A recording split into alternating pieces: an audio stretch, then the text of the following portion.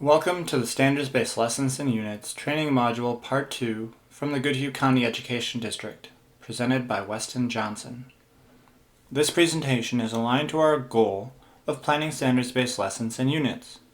The objective of this module is that you will be able to plan rigorous units of instruction based on the standards. This presentation will cover the 5 remaining steps in the 7-step process for planning standards-based lessons and units. The first 2 steps pertain to a curriculum scope and sequence. These 5 steps are focused on planning rigorous units of instruction. This will include unpacking standards to create learning goals, organizing learning goals into scales, planning for assessments, clustering learning goals to form lessons, and planning instructional strategies. Let's go ahead and jump into unpacking standards to create learning goals. As we get started with planning rigorous units of instruction, I think it's important to point out that the process we've been following isn't strictly linear. I've found that I go back and forth across steps and within steps. A lot of times the information I gain as I go forward requires me to go backwards to make improvements. In other words, there's no perfect way of doing this. When unpacking the standards, the use of a taxonomy like Bloom's or Marzano's or Webb's depth of knowledge helps determine the complexity of learning goals and helps provide structure when unpacking standards. Now that you have a cognitive framework to unpack the standards, for each set of standards that were grouped into a unit of instruction, examine the verbs, which are skills, and nouns, which are pieces of knowledge of each standard. For each unit, the learning goals with skills and knowledge essential for grade level expectations become the grade level targets.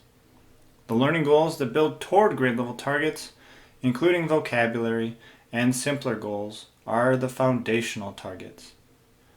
The skills and knowledge that extend beyond grade level expectations are more complex targets. These typically don't require new content to be presented, but often ask students to think in more complex ways. Now let's go ahead and start creating some learning scales.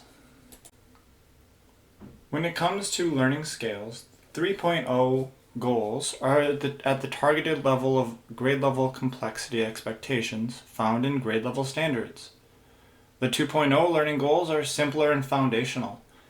These include vocabulary, basic processes, and related information that are prerequisites for grade level expectations. The 4.0 learning goals are more complex and move students to higher levels of cognitive complexity than what's required by the grade level standards. Lower levels on the scale are available for when students aren't independently successful. For example, 1.0 indicates that students require support to be successful with the 2.0 and 3.0 learning goals, while a 0 indicates that students aren't successful even with support. All of the learning goals on this scale must be measuring the same topic. That is, to measure a student's progression of knowledge for a particular topic. As you begin to develop a scale, keep in mind that grade level expectations provide a nice starting point. Here, they are the 3.0 on the scale. Level 4.0 is more complex learning goals. Level 2.0 are the foundational or simpler learning goals. The 1.0 level indicates a student needs support to be successful, while a 0 would not be successful even with support.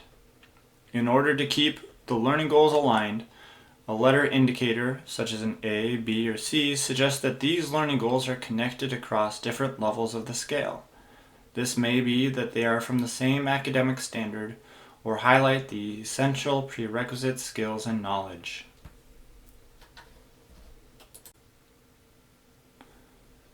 Planning assessments. There are 2 broad types of assessment. Obtrusive. These are activities, assignments, performance tasks, tests, and quizzes that are obtrusive because they interrupt instruction. Unobtrusive, such as observations, class discussions, running records, These are unobtrusive because they go alongside instruction. Here's what Marzano has to say on assessments. Assessment formats and conditions can vary as long as all forms of the assessment measure the same learning goals. No matter the type, assessments need to align with the level of cognitive complexity and student autonomy of the learning goals. Assessment considerations need to be made for what will best help teachers and students assess their progress on their learning progression or scale. A plan must be developed and communicated for tracking student progress and celebrating growth. Before a unit begins, outline how each assessment will help you and students know if they are progressing in their learning as planned. After each assessment, students should be able to describe what level of performance they have achieved and explain what they need to do to move to the next level. All right, now into forming lessons. To begin forming lessons, it's important to consider which learning goals and which measurement topics are related and should be taught together. As you begin to piece together lessons, to go from simpler to more complex tasks, you will see level 2.0 learning goals first.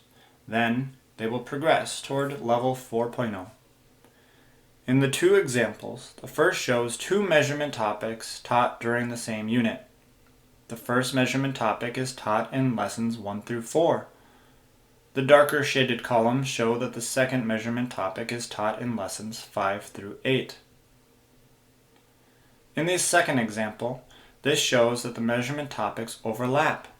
Both are taught starting with lesson 1. They continue to overlap through lesson 8. The first example is typically consistent with math instruction, while the second example is more consistent with reading and writing instruction. And now for planning instruction. The final step is to plan instructional strategies and techniques for each lesson identified when clustering learning goals together. First, identify the critical content for each chunk of the learning progression. Then plan instructional strategies for each chunk of critical content. This also includes consideration of materials, resources, and technology.